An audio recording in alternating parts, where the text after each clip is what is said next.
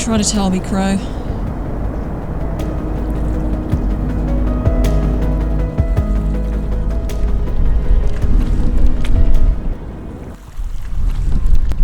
I can see a coin down here. Just down there. Can you see it? It's just here. Let's see what it is.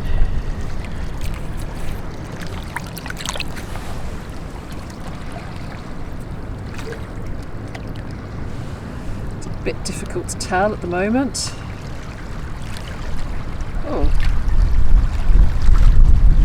Oh, sorry about the wind.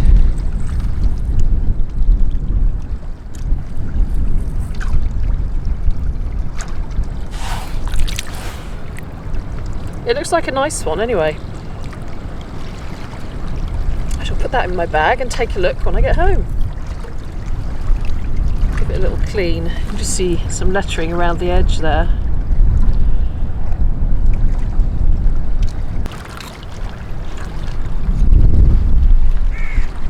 Now I've just seen another coin over here.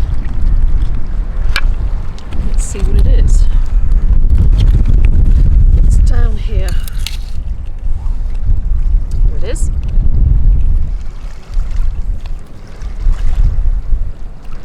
I wonder what that is. Again, it's fairly worn, isn't it? Give it a little rinse.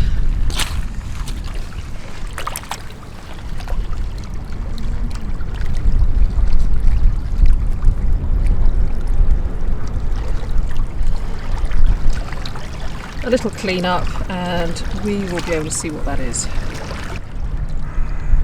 I think I can see a crown just there.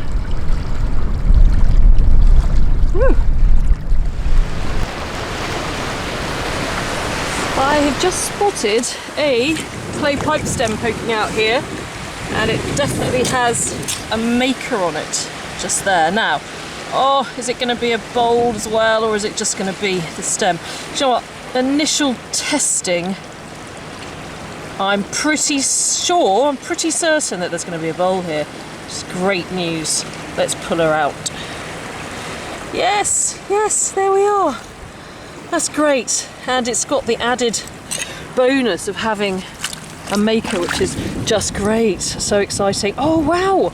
Oh my gosh, it's even got a beautiful design on it. Look. It looks like an Oddfellows type design with the hand in the heart. Yes, it is. So look at that. That's really beautiful. It's an Oddfellows pipe. It's got the hand in the heart. Sort of resembles the charity, the charitable work of the Oddfellows Society. And then on the other side, it could be a heart as well. Something anyway. That is brilliant, and it's actually made by a pipe maker who I know pretty well. I know about him anyway. It's T. Stubbs of Plumstead. Now that could be Thomas Jephthah Stubbs or his son, also Jephthah Stubbs. That is a really beautiful pipe, and I've not got one of his like that, so I'm very, very happy with that. I can't quite make out the design on that side. It's got something there, something under there, but sort of like a square here. That's really stunning. I am absolutely delighted with that.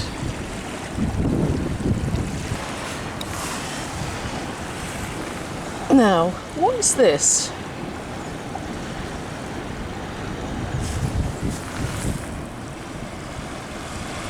It looks like possibly the hand of a clock or something, but then again, it's got some letters on it. EKCO.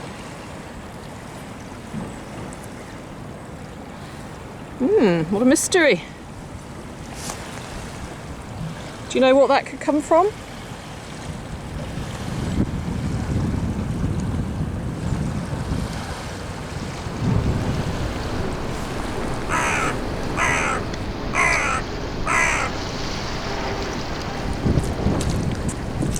There's a little marble hiding down here. Just down there, look. That will be a good fish eye. I'll take that home with me.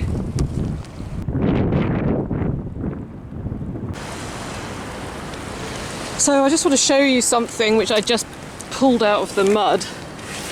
I didn't film myself doing it because I didn't think it was anything. Yeah, it's really interesting. It's a very heavy piece of lead, I think. It's massive. Look at that. I wonder what that was used for. It's like some kind of big club. I'm going to take it along with me in my bag in case there's a broad arrow on it, in case it's something naval related that I need to know about. It's a very, very heavy piece of metal, basically, but it definitely had a purpose, so it would be really nice to find out what it was. Right, into my bag it goes. Nice and heavy.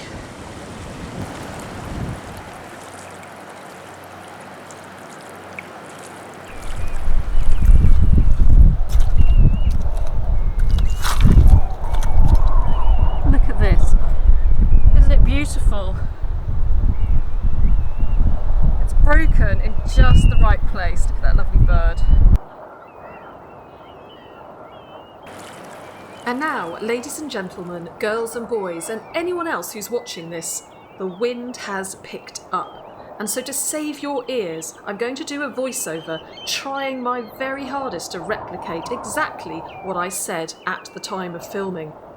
Lots of exclamations of beautiful, stunning, and gorgeouses coming your way. I've just seen something which is so beautiful, I've got to pick it up. Just look at this. Isn't it stunning? Just look at this absolutely gorgeous piece of pottery with the bird on.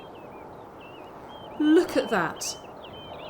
And again, it's broken in exactly the right place. You could literally just put it in a frame, couldn't you?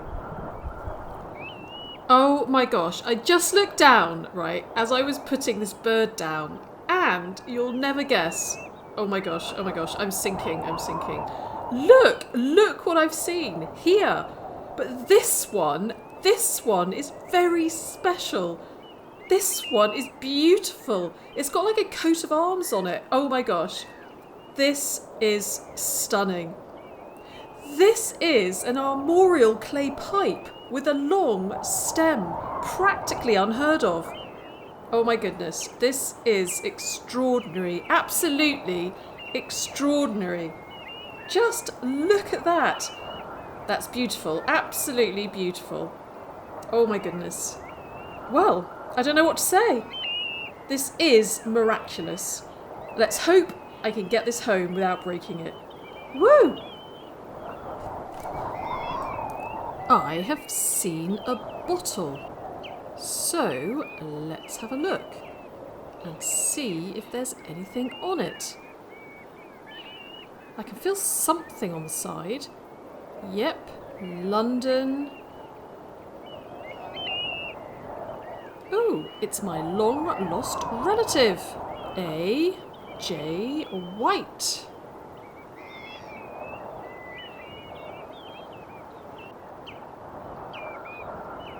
Great. Another one to look up. Now, I've just seen this down here, which looks very crystal-like, doesn't it? Don't you think? I may have to take that home and clean it up. Do you know what kind of stone this is? Oh, I've just seen a little bottle down here. Let's see what it is. It's quite cute. It's got some lettering on there. W, P, and S. It's probably some kind of sauce. Cute. W, P, and S. Now, can you tell me what WP and S is, or was? And look what we've got down here. It's a tiny little person. Well, lacking legs, head and lower arms. A nice little bottom though. A nice little bum, pert bum.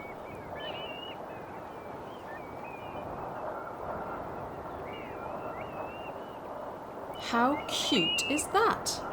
Part of a little frozen Charlotte by the looks of it.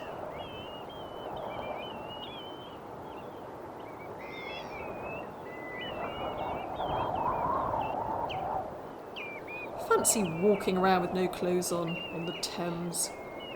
I don't know.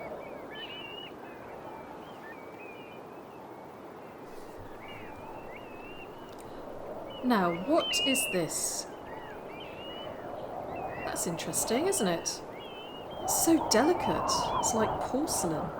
Reeves and Sons. London. Look at that. I wonder if that's Reeves and Sons, the artists, or something to do with art anyway. Right, I've just seen a bit of pottery down here with something on it, which is always cause for great excitement. Look at this. Kensington, Marlowe's Road. Must have been some kind of restaurant or cafe.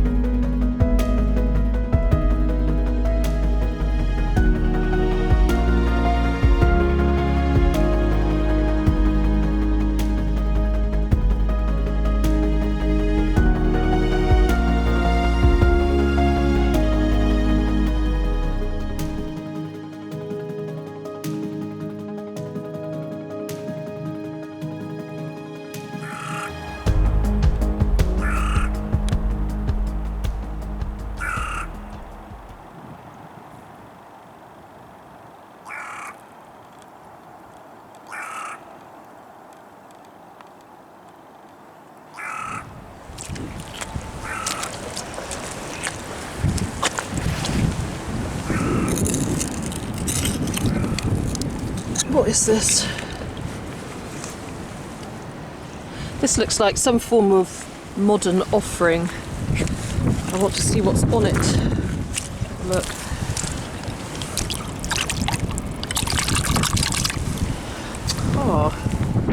Oh, I quite like that. Look, it's like a swan.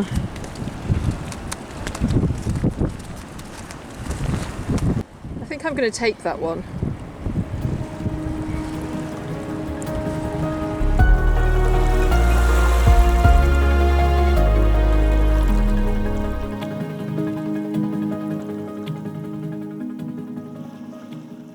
Hi everyone, thank you very much for watching. I hope that wherever you are in the world, you are well and in good spirits and enjoying the gradual onset of summery weather. I just got back from visiting my mum and I had my first swim in the sea. And so I'm trying to hold on to that beachy feel by wearing my sort of beachy clothes. And it's working so far. I still feel quite summery and the sun is shining outside. Yeah, life is good. And I've got some really nice little things here to talk to you about. I hope that you enjoyed that outing as much as I did, despite the voiceover. Sometimes it's quite frustrating when you take footage and then you play it back and you realise that there's just no way you can use it on a video because the wind really is too strong. And that despite the fact that I do actually have quite a good muffler thing. In fact, I'll show you on my camera. Here it is, look. But even that wasn't good enough for the wind that day. So I tried to replicate it as accurately as possible in the words that I was using at the time. And it's true that when I play it back and I start writing it down, I realise that I do say rather a lot of beautifuls and gorgeouses and stunnings and lovely, but, well, I'll have to, I don't know, give me a few new words that I can use and I'll see if I can broaden my vocabulary a bit.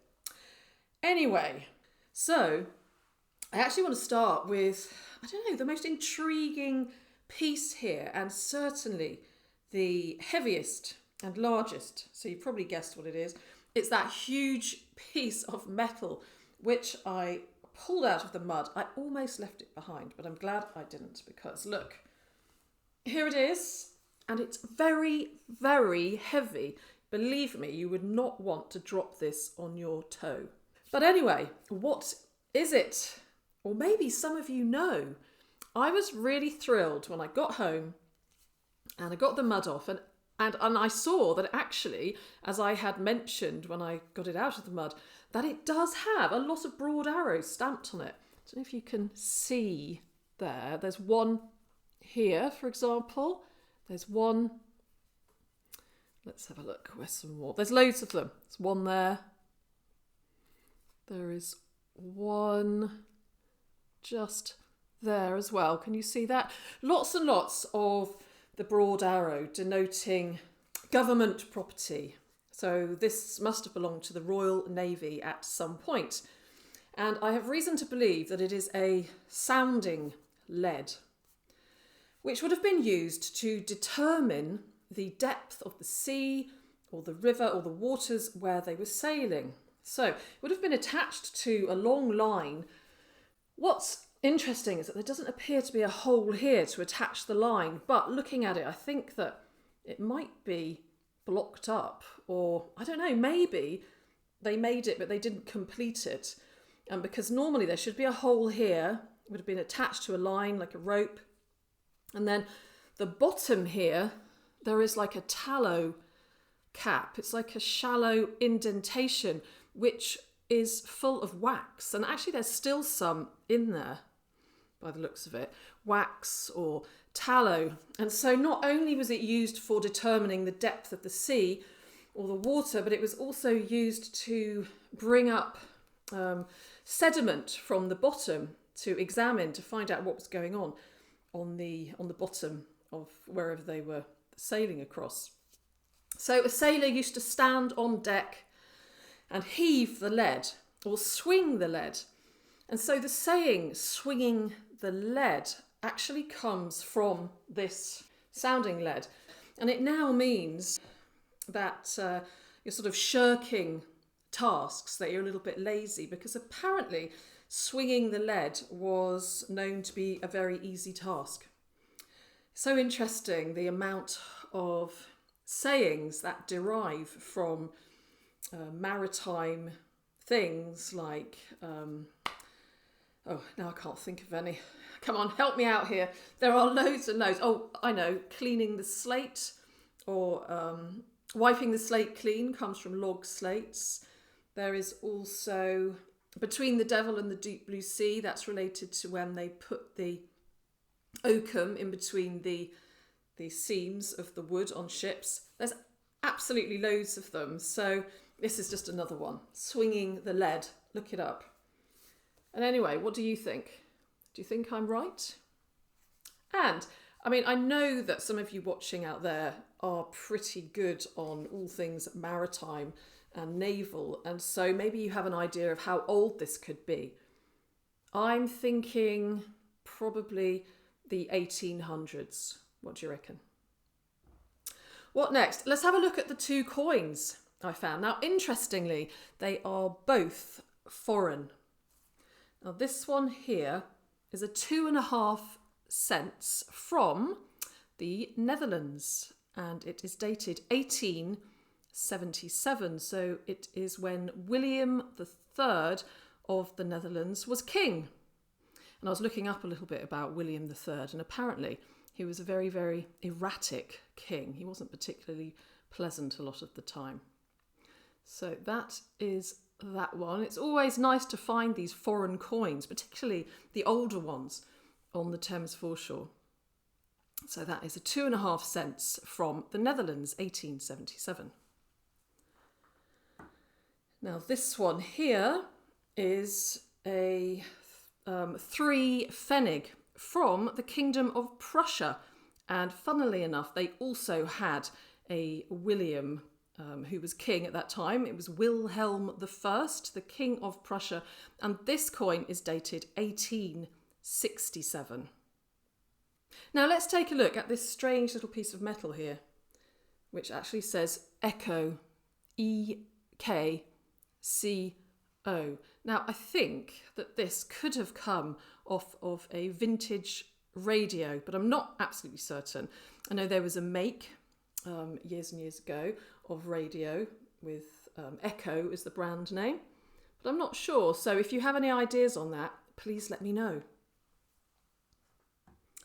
Now let's take a look at the pipes. We have to have some good pipes during a mudlarking expedition, and indeed this one did not disappoint at all. And we've got 2 really exciting pipes here from different times in history. So the first one I'm going to show you is this one, which is a 19th century pipe, and it was made by a man called T. Stubbs, and I happen to know that that refers to Thomas Jephthah Stubbs, who was born in 1839, and he lived in southeast London. He was making clay pipes in Plumstead, and in fact I have found a few pipes made by him, and I've written a little blog about him. He actually had quite a hard life in the beginning. He grew up in a workhouse. So this pipe is really interesting because it's got the hand and the heart in the hand there, which could relate to the Oddfellows Society, because that is one of their symbols, if you like. But also the Shakers in the USA use that. And I mean, it also refers to charitable giving, sort of charity given from the heart. But I'm suspecting that it's most likely something to do with the Oddfellows Society, which is a fraternal society. What do you think? I'd be really interested to hear your views. But what I'm really curious about is what's on the other side. On the other side, there's like a square piece of material almost, with some kind of tool or implement just underneath it, like some kind of scythe or a hook. And I'm absolutely stumped as to what that could be. So please let me know if you've got any ideas. Some kind of union for some kind of industry, I would imagine, but I do not know what. The other pipe, which was a cause for great excitement, is this one here. And it is an armorial clay pipe, 18th century onwards. And usually, I mean for me anyway, usually I just find the bowls. And I do have a really nice collection of armorial clay pipe bowls. So armorial clay pipes, they often feature royal crests, things like that, or the Prince of Wales feathers. And this one actually features the coat of arms of King George III. So he reigned from 1760 to 1820. So we can date that pipe to then. So it's a lovely example. Like I said, it's really unusual to find an armorial clay pipe that actually has such a nice length of stem. And it's so detailed, you can really see the unicorn there and the lion. And it's amazing really that it's been subjected to all those tides, thousands and thousands of tides over the years, and it's still in such good condition. And just look at that pointy heel there, which does have signs of a maker's mark on it. It's a really nice example. And as you saw, there were a few other long pipes too, so I was pretty spoiled that day. Pretty spoiled. Now, there's this here, which is kind of curious, just sitting there in the mud in the middle of nowhere. I've given it a little scrub, and it looks like some kind of crystal. I'm not really very good on stones, but I guess, yeah, crystal. If you know more specifically what it is and what it might be doing there, then please let me know. Perhaps somebody had it as an ornament in their home. Never know.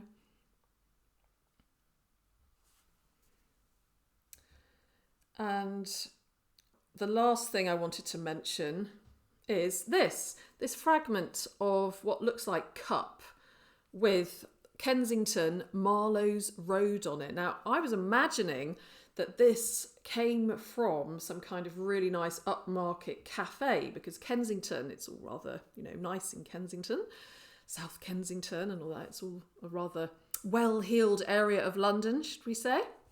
And so I thought maybe a nice cafe, you can just imagine somebody sipping their hot chocolate or tea out of it back in the 19th century in Victorian times. But when I started to research Marlowe's Road, Kensington, what I came up with was a workhouse that was in Marlowe's Road, Kensington. And looking at it, it does have a look of that kind of design that workhouses used on their crockery. And so I think that actually this didn't come from a high-class cafe, but more likely from a very poor workhouse. And so rather than somebody sipping a lovely cup of cafe out of it, probably it's more likely to be a bit of cabbage soup or broth. What do you reckon? I like finding these little remnants of the workhouses because it's such a fascinating topic to look up. There were so many workhouses back in Victorian times, and they weren't always the most pleasant places to end up. So, as usual, quite an eclectic number of finds there. Do let me know what your favourite is, and if you've got any information or any thoughts on any of those finds or any of the other ones which I didn't mention, then please do let me know. I'm always very, very happy to hear from you. So what else can I say? Well, I'm wearing today my crow necklace here, and some of you will know that a little while back I did a giveaway. Well, guess what? The person who won it still has not got in touch with me. So in my next video, unless by some miracle I hear from them over the next few days, I'm going to redo the draw. So you could be in with a chance to win it if indeed you entered it. And if you didn't, if you go back a few videos, I will put the link up here.